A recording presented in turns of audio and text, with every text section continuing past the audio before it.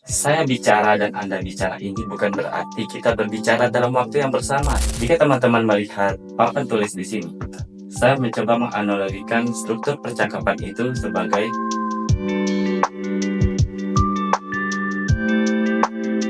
Assalamualaikum warahmatullahi wabarakatuh. Selamat datang, selamat menonton video saya. Bagi teman-teman para pecinta video YouTube, terutama untuk terkhusus pada teman-teman yang mencari materi pragmatik mengenai struktur percakapan. Jadi pada video kali ini saya akan mencoba membahas atau menyampaikan materi mengenai struktur percakapan. Karena di sini saya masih belajar, mungkin terkait dengan kesalahan atau hal-hal yang kurang saya sampaikan dalam video ini, kita masih sama-sama belajar, jadi nanti mohon dikoreksi saja. Jadi pada kesempatan kali ini saya akan mencoba membahas mengenai struktur percakapan dalam kajian pragmatik. Jadi teman-teman nanti akan punya asumsi atau pertanyaan-pertanyaan mengenai apa sih itu struktur percakapan, dan mungkin saja nanti teman-teman juga akan bertanya-tanya dan bagaimana sih bentuknya struktur percakapan itu yang akan saya bahas pada kesempatan kali ini melalui ringkasan-ringkasan di papan tulis yang kecil ini. Semoga teman-teman memahami apa yang saya sampaikan, dan semoga saya membahas materi ini dengan sederhana mungkin sehingga teman-teman mudah untuk memahami. Oke, kita langsung saja. Apa sih itu struktur percakapan dan bagaimana bentuk-bentuk dari struktur percakapan itu? Oke, sebelum seperti saya menjelaskan mengenai itu, mungkin teman-teman mencoba untuk melihat sedikit hal yang saya mencoba untuk menganalogikan bagaimana struktur percakapan itu, dan sehingga teman-teman nanti bisa mengasumsikan bagaimana atau apa makna dari struktur percakapan. Jika teman-teman melihat papan tulis di sini, saya mencoba menganalogikan struktur percakapan itu sebagai dengan menggunakan kata-kata saya bicara, Anda bicara, saya bicara, Anda bicara. Jadi, saya bicara dan Anda bicara ini bukan berarti kita berbicara dalam waktu yang bersama, tidak. Tetapi ketika saya bicara, sehabis saya bicara, kemudian itu giliran Anda untuk berbicara. Dan ketika Anda sudah menyelesaikan giliran untuk berbicara, langkah selanjutnya adalah saya yang berbicara. Jadi bukan pada waktu yang bersamaan untuk berbicara.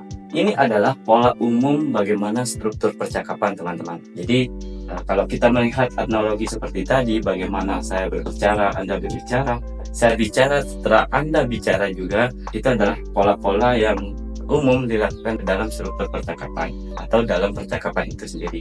Jadi apa sih sebenarnya struktur percakapan itu? Struktur percakapan itu bisa kita simpulkan bahwa aturan atau pola bagaimana percakapan itu antara dua orang atau bisa saja lebih diorganisir dan berlangsung secara efektif.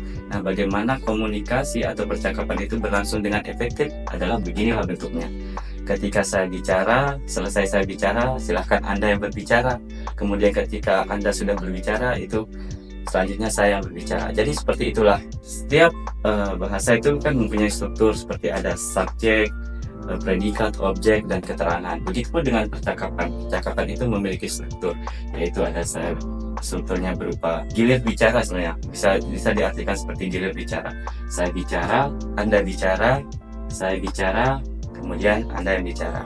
Nah, itulah yang disebut dengan struktur percakapan. Sekali lagi bahwa struktur percakapan itu sejenis pola. Ada pola bagaimana seorang bisa melangsungkan sebuah percakapan.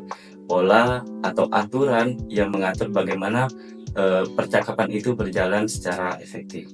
Itulah maksud dari struktur percakapan. Nah, gambaran pola percakapan itu seperti ini. Saya ulangi, mungkin terlihat seperti mengulang-ulang, tapi untuk menjelaskan kepada teman-teman bahwa begitulah struktur percakapan. Struktur percakapan itu sekali lagi, saya bicara, Anda bicara, saya bicara, dan Anda bicara.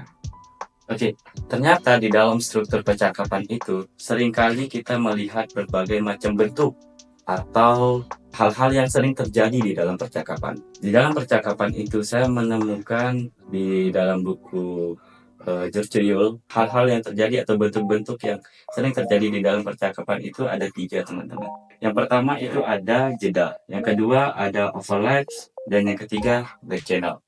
Nah, sebelum saya masuk ke jeda, saya ingin teman-teman menonton video ini. Iya, saya botakin. Saya saking kangennya sama Anda, saya tidak bisa makan nasi. Kenapa tuh? Karena nasi tuh ngangenin. Hubungannya? When I see your smile. Ini ya. Kok lu ketawa sih orang gua? Oke, baik. Apakah teman-teman sudah menonton video tadi? Ya, saya harap teman-teman bisa menyimak video terus secara berulang-ulang ya untuk menemukan apa sih itu jeda. Nah, setelah teman-teman menonton video tadi, yang dimaksud dengan jeda atau hal-hal yang sering terjadi di dalam percakapan itu adalah adanya suatu kondisi bahwa si pembicara dengan si pendengar itu, si pendengar melangsungkan suatu keheningan atau diam sesaat di dalam bicara. Jadi itulah yang disebut dengan jeda. Jadi jeda itu adalah penghentian ketika seseorang melakukan suatu percakapan di antara si pembicara dengan si pendengar.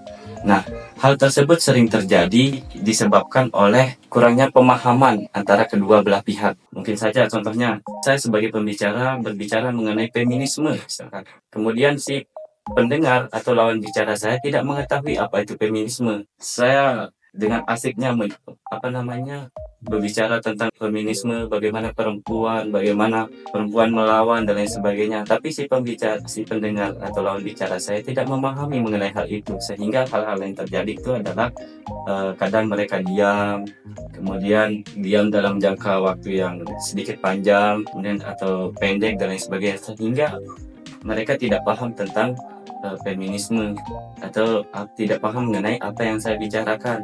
Itulah yang dimaksud jeda. Jadi jeda itu adalah bagaimana si pendengar kita atau lawan bicara kita diam di saat kita melangsungkan suatu percakapan. Itu yang dimaksud dengan jeda. Selanjutnya overlap. Nah, teman-teman apakah mengerti tentang overlap? Tentu ya, mungkin yang sudah membahas tentang buku pragmatik George mungkin ada gambaran sedikit mengenai overlap. Tapi sama seperti di jeda, silakan teman-teman nyimak video ini terlebih dahulu. Kipas datang. Tapi kalau namanya temen nggak minjem duit tuh nggak afdol. Iya, enggak dong, kan namanya temen tuh nggak ada pinjem-pinjeman, temennya pinjem aja. Iya bukan, masa ya udah oke saya pinjemin, berapa pinjemin? Iya berapa, ya udah 1 juta.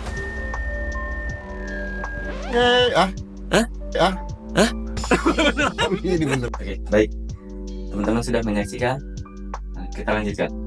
Overlaps adalah sesuatu percakapan yang pembicara dengan lawan bicara itu melontarkan tuturan di waktu yang sama. Itu maksud dari overlaps.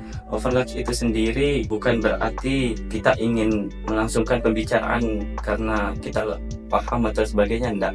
Cuma pada waktu itu posisi pemahaman antara pembicara dengan lawan bicara itu dia sifatnya hampir sama, sehingga terjadi suatu percakapan yang secara langsung pada waktu yang sama. Misalkan saya menganalogikan seperti saya membahas tentang kajian feminisme seperti tadi. Kemudian teman saya juga begitu paham betul tentang feminisme. Nah, tingkat kesamaan atau pemahaman antara kita berdua yang hampir sama, sehingga ketika kita menganalogikan feminisme perempuan yang seperti ini, kemudian si lawan bicara juga memiliki pemahaman perempuan yang seperti ini, sehingga pembicaraan kita itu kadang terjadi sebuah tektok antara saya sebagai pembicara dan teman saya sebagai lawan bicara pada waktu yang sama, tanpa ada gilir bicara, tanpa ada saya bicara Anda bicara, seperti itu. Sebelum percakapan itu tidak terjadi, sehingga terjadi tektok antara saya bicara dan di teman saya yang juga berbicara, tanpa ada jeda, tanpa ada dan lain sebagainya, tetapi dia melangsungkan pembicaraan di waktu yang sama terjadi. Itulah yang disebut dengan overlap. Nah, yang ketiga, ada di dalam struktur percakapan itu atau hal-hal yang sering terjadi dalam struktur percakapan itu adalah back channel. Back channel itu kita artikan sebagai pesan pendengar atau hal-hal yang menandakan hubungan akhir dengan si pembicara misalkan. Sebelum saya masuk itu, mungkin teman-teman simak video terakhir ini untuk memberikan gambaran kepada teman-teman bagaimana back channel.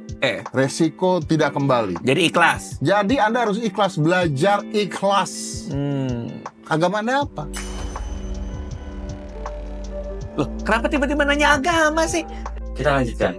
Back channel, seperti yang teman-teman melihat tadi, ada sebuah respon di bagian akhir dari si pendengar. Saya selalu menganalogikan supaya hal-hal yang sama yang saya bahas. Analoginya misalkan seperti back channel itu seperti saya berbicara membahas atau menjelaskan pengertian mengenai feminisme, menjelaskan pengertian mengenai bagaimana perempuan melawan dan lain sebagainya. Tetap kemudian si pendengar atau si lawan bicara saya itu menandakan sebuah pemahamannya melalui sebuah gerakan atau sebuah penanda atau sebuah ungkapan sebagai penanda hubungan akhirnya atau penanda untuk mengatakan bahwa dia paham. Contohnya dia mengangguk-anggukkan kepala, kemudian melalui kata-kata seperti dia mengungkapkan ungkapan kayak oh, kemudian ada juga ya seperti itu. Itulah sebagai yang disebut dengan back channel atau penanda hubungan akhir tadi, bahwa dia memahami apa yang saya katakan tanpa mengambil hak bicara saya. Itu yang disebut dengan back channel. Nah, hal-hal yang seperti terjadi itu, apakah ada solusi atau tinjauan untuk bagaimana untuk menghindari jeda, overlap dan lain sebagainya? Tentu ada. Nah, solusi yang saya tawarkan di sini adalah bagaimana teman-teman untuk menghindari jeda itu adalah meningkatkan pemahaman teman-teman tentang berbagai hal yang dibicarakan atau di percakapan teman-teman secara langsung, sehingga meningkatkan pemahaman mengenai apa yang teman-teman bicarakan dan lain sebagainya, sehingga tidak terjadi jeda dan lain sebagainya. Kemudian overlap, apakah ada solusi untuk mencegah hal itu? Tentu ada. Kita sama-sama belajar mengenai kesopanan atau kesantunan berbahasa, juga itu dipelajari di dalam pragmatik. Silahkan teman-teman pelajari nanti bagaimana kapan teman-teman berbicara, bagaimana teman-teman menghargai orang berbicara. Itulah yang harus teman-teman perlu tingkatkan untuk mencegah bagaimana overlaps tadi. Dan terakhir, teman-teman, di dalam percakapan itu ada yang disebut atau pola-pola yang disebut sebagai pasangan adjasensi. Ini ya, disebut pasangan adjasensi. Jadi pasangan adjasensi itu apa? Ketika teman-teman mendengar hal tersebut, ketika mendengar kata pasangan, berarti ada suatu hal yang dipasangkan, ada suatu hal yang berpasangan seperti itu. Nah, apa seperti pasangan adjasensi? Di dalam sebuah percakapan, pasangan adjasensi itu sering terjadi, tetapi kita tidak mengetahui apakah itu disebut pasangan adjasensi atau tidak. Pasangan adjasensi itu artinya satuan dasar dalam percakapan yang terdiri dari bagian pertama dan bagian kedua. Apa bagian pertama? Bagian pertama itu disebut dengan tindakan. Ini bagian pertama. Kemudian bagian yang kedua itu adalah respon.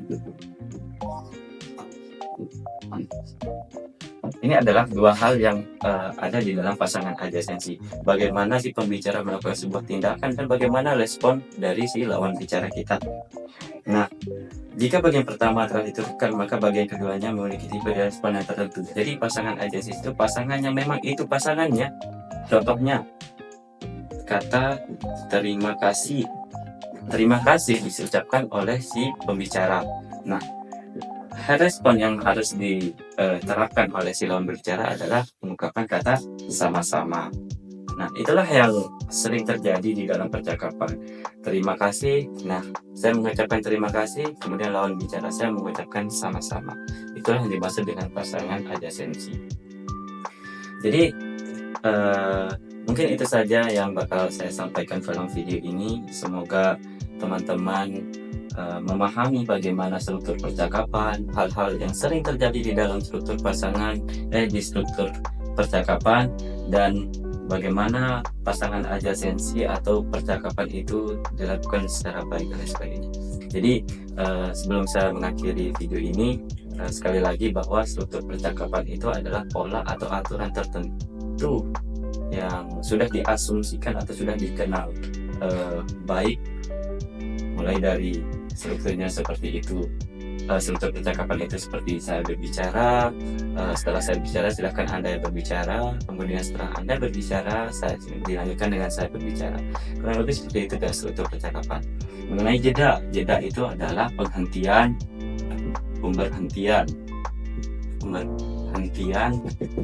ketika di dalam percakapan. Overlaps itu adalah berbicara pada waktu yang sama, bicara dalam satu waktu.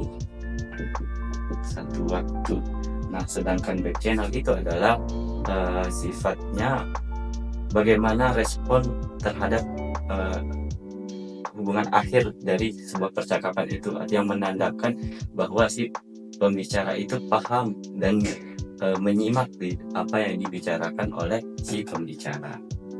Kurang lebih seperti itu mengenai struktur percakapan. Kurang lebihnya saya mohon maaf karena kita masih sama-sama belajar. Mungkin hal-hal yang belum saya bahas di sini atau ada hal yang kurang saya bahas di sini bisa teman-teman cari di referensi lainnya. Sekian dari saya. Wassalamualaikum warahmatullahi wabarakatuh.